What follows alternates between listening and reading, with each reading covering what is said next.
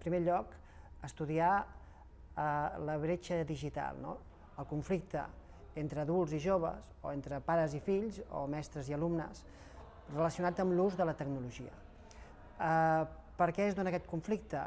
Doncs perquè hi ha diferents capacitats, diferents competències, diferents coneixements, diferents expectatives. En segon lloc, estudiar com la llar es converteix en un espai en què es fan diferents usos de la tecnologia i, per tant, veure com aquest conflicte es tradueix en l'espai d'una llar. En tercer lloc, veure i estudiar quins usos fan els joves i adolescents i quins usos fan els seus pares, quin és el seu grau de coneixement i competència, i veure fins a quin punt això pot ser motiu de conflicte i confrontació. I, finalment, l'últim objectiu és analitzar la percepció de risc que tenen uns i altres sobre els perills que comporta l'ús de la tecnologia. Establir unes normes o recomanacions als pares sobre l'ús i les limitacions d'ús que podrien fer els seus fills.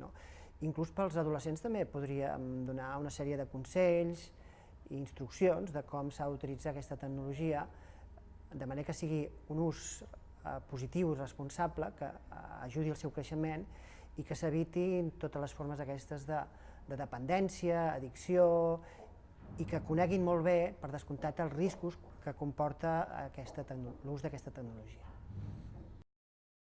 Encara és una mica prematur avançar-los, però nosaltres, una de les coses que estem constatant és que mentre en l'altre estudi, fet fa 4 o 5 anys, es posava de manifest que els conflictes a l'escola eren molt importants i sobretot la distància que hi havia entre alumnes i professors era molt evident, tot això generava una tensió afegida a les relacions d'autoritat i a les relacions pedagògiques a l'escola.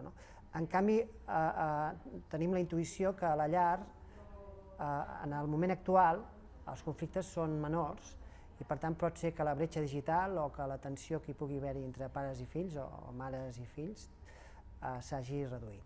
Però això és molt prematur, ja ho veurem quan tinguem el resultat final.